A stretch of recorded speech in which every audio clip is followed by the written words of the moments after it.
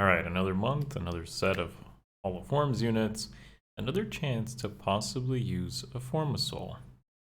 But, are they worth it?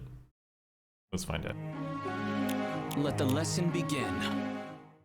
What's up guys, Akariss here, bringing you another Fire Emblem Heroes video. Today's video is, as you no doubt guessed, a Hall of Forms coverage video with Awakening units, which is to be expected, and if you don't already know, the Hall of Forms units just follow the sequence of games that come out. So for example, we have Awakening right now, and the next Hall of Forms will feature Fates units, and then 3 House units, and potentially 2 Tokyo Mirage sessions, but I'm skeptical on that one, and it'll likely just loop back over to Heroes, plus History of the Emblem, etc, etc. So keep this in mind, and maybe even take a little bit of time to research what characters come from those games, potentially see a favorite as well. There's a couple other things that you can really guess at when you consider who ends up as Hall of Forms candidate.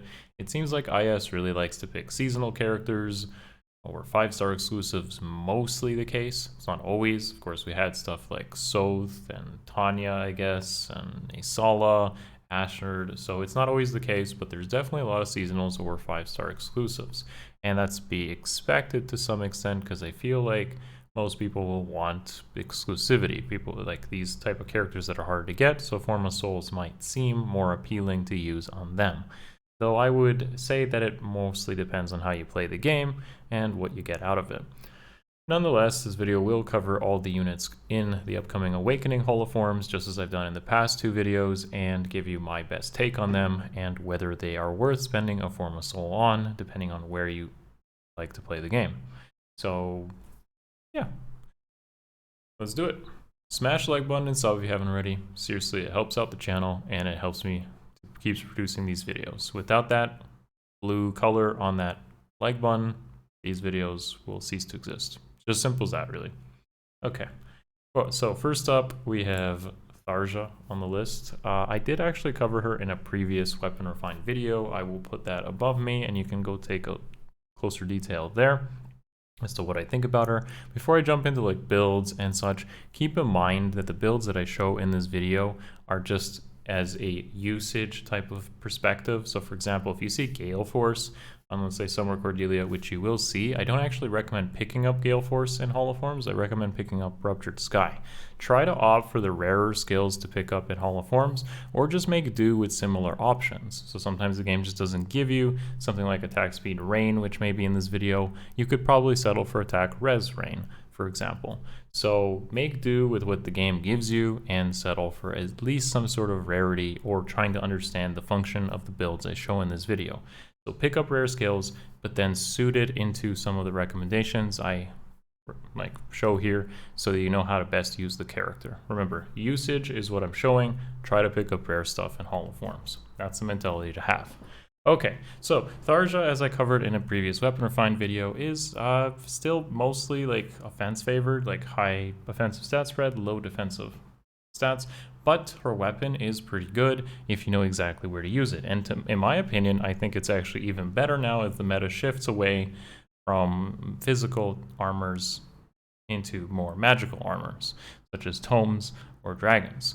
And that weapon really does help those type of things, or just the speed meta in general, and she really does help with it. If you don't understand what this weapon does, it effectively debuffs foes within a generous 3 spaces up to -6 on both speed and res, on top of giving herself some extra attack and speed. The extra attack and speed is nice for getting nukes off, but lowering your foes within 3 spaces is a generous condition with a pretty easy condition to actually meet if you're just using a save ball or just save skills in general, far save and near save, and debuffing foes by -6 speed and res. That's actually really potent with something like Legendary Tiki, for example, who will appreciate lowering enemy speed and res. And I've been using her quite a bit, so just as an example of where we go here. Let's jump into our first set of builds though, and see where we end up. So with Tharja, I highly recommend using her in some sort of save ball support. However, the save units that you will opt to use here are likely either tomes or dragons. And the reason for that is because she's debuffing speed and res. So especially the res portion, there's not really much value out of debuffing res unless you somehow set up some adaptive damage, which that's not possible. So or yeah, it's really not gonna happen. So make sure you set her up with some sort of tome or dragon support where she's gonna take advantage of that debuff on res. Of course, with the save skills, you protect her from getting sniped or killed while setting her up in a generous position to debuff properly. I do think she's a good partner with someone like Legendary Tiki and potentially someone like Halloween Ileana, who is also recently a Forma, or even someone like Henriette or Valentine's Alphonse. So like those armors will lend pretty well to using Tharja to debuff speed and res. So you might not think that someone like Henriette or Halloween Ileana would care about debuffing speed, but the reality is they probably do care a little bit, so they don't get quad by a lot of stuff, like Reinhardt, who quadding Henriette can result in a death, and that speed can be very small, or that they can use their Slick Fighter or Vengeful Fighter effects, Crafty Fighter effects, and potentially overcome some impact skills that deny their doubles. So it's kind of important that you do lower speed a little bit and help them with those scenarios. Now, one thing I don't actually see utilized pretty well in save balls, but I think is pretty good, is the usage of ruse skills, especially since a infantry doesn't have too much in the way of support when in like trace or anything like that. So honestly, using a ruse skill could be a pretty solid way to not only rally up your whole team, if you can pick up a rally up skill from Hall of Forms, but also providing 2 lanes of ruse, guard, and debuffs. It's pretty solid. I've seen it used a few times, and I think it does deserve a mention so that you can effectively help your tanks survive even more pressure or just deny specials if they're not already using stuff like Crafty Fighter or stance skills. And finally, if you have a more invested Tharja, like you got some merges going on there because you've had her over the years, then definitely use this as an opportunity to use the Hall of Forms to set her up with some sort of potential range tank build. And as long as you stack attack and speed, use null follow-up to make everything sort of like a speed check. Just maybe on the back using near save to protect it from melee engagements, or with Flame to reduce damage and damage reduction. She's going to do pretty well. Honestly, she gets so much attack and speed combined with like Unity, her weapon, debuffing speed and res on foes that she is going to do a lot of damage. So, Tharja fans, not a terrible option. I do think she's pretty good and sliding more into the meta than previously thought. Next up on our list, though, is going to be Summer Cordelia. Now, Summer Cordelia is an interesting topic here because, and yeah, that is the weapon I recommend. An interesting topic here because she is heavy on speed, but she's very outdated when it comes to lance calves. And there's no preference weapon. There's no preference weapon coming. So I do feel like this is a favorite type of pick for most people. She does have a pretty solid speed set and access to a lot of flowers, which does help quite a bit. But is that really going to be enough to carry her? Well, based on my builds, I don't think so. The problem is, of course, her lowish attack stat. So if you're running stuff like curtains, which isn't bad at all, she's likely going to miss that heavy blade check on a lot of stuff without some incredible support. So joint drive, attack mythics, attack buffs, and maybe Tamari, something like that will definitely help her quite a bit in meeting those attack checks, but I still feel that there will be quite a lot missed, and she's going to appreciate some merges or higher flower counts.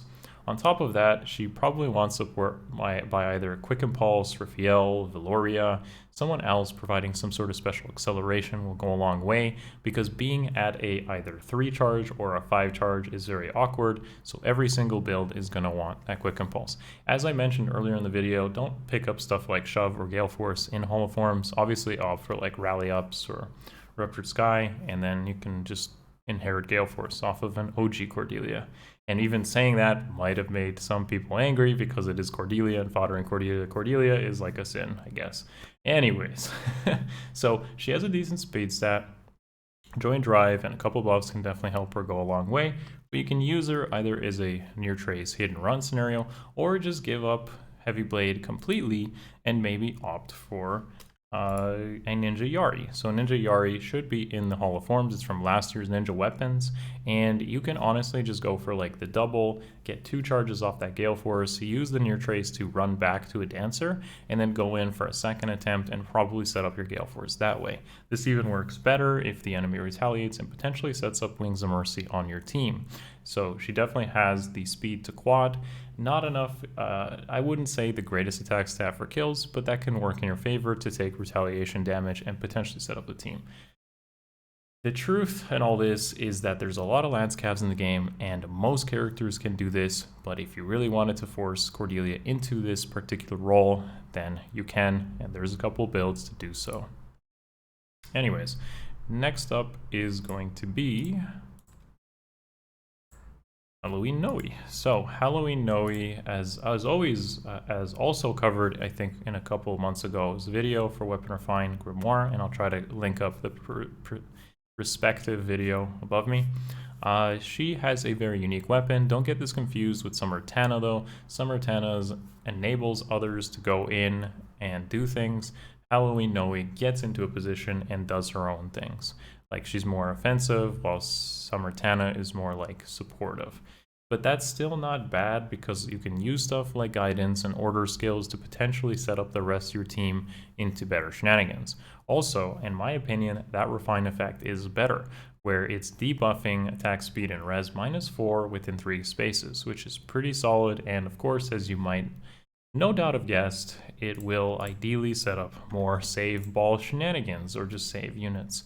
So one thing I can appreciate is, because she's a flyer and because she's got that, I would say, like a super aerobatics or super flyer formation, she can go 2 spaces in front of other units and then provide those units with guidance to get into even more ideal positions. This is really good for mobility support.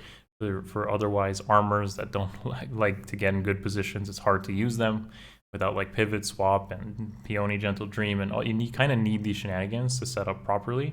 So I do like the idea of having her have guidance.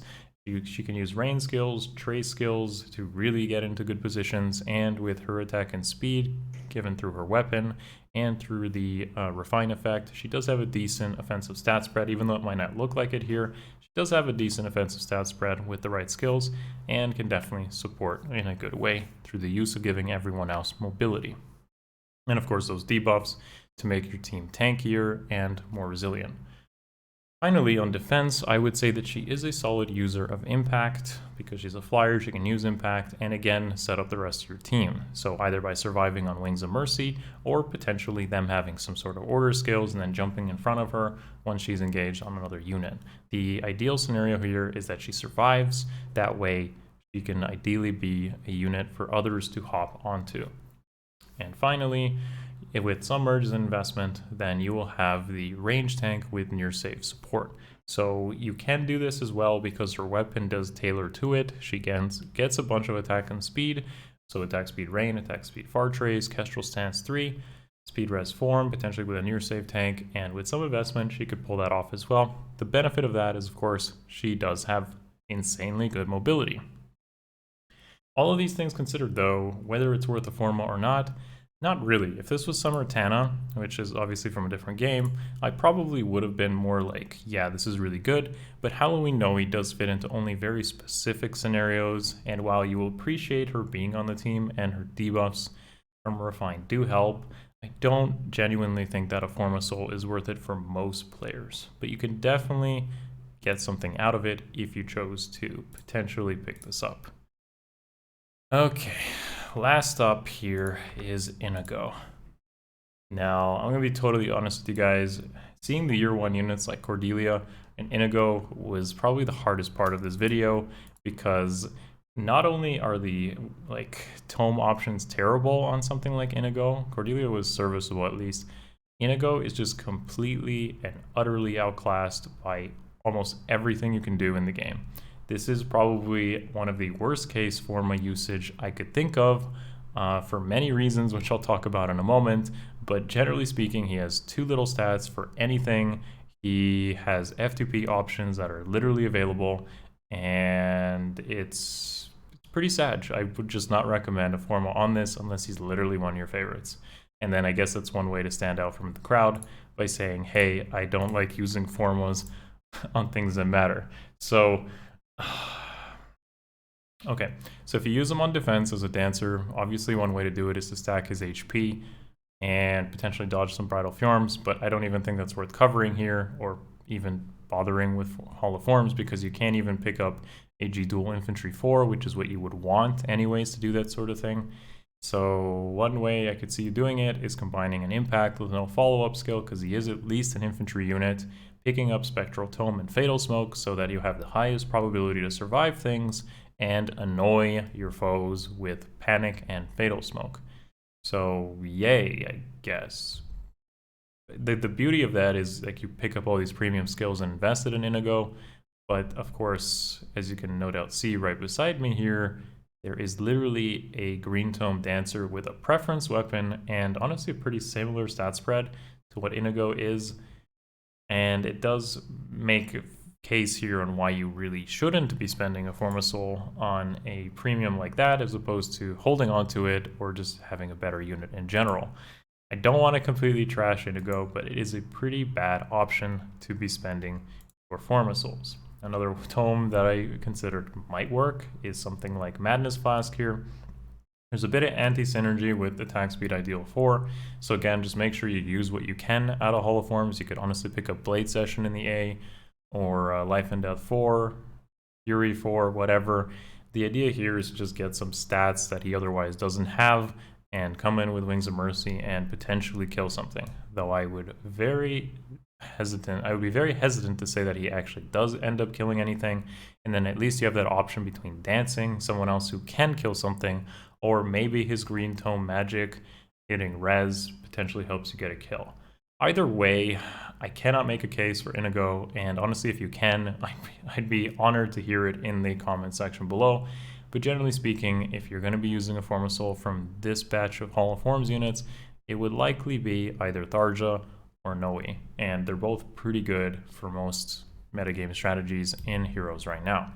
If it's one of your favorites, of course, for flavor, Cordelia is definitely serviceable, and Inigo is one of the bigger memes, honestly, when it comes to using a Forma Soul, but hey, it could always end up being surprised.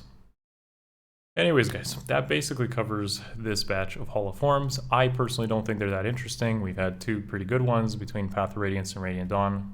For most players, I think this one's a little bit less interesting, but hey, it's everyone's different opinion on this. Feel free to share yours in the comments below.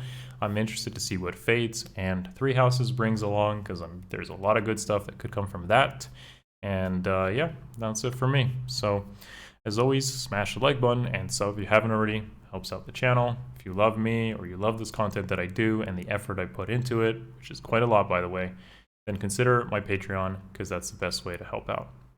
Coming soon, there will be another batch of unit reviews, so if you want to get involved in that, then yes, you got to sign up on Patreon. Love you all. See you in the next one. Peace.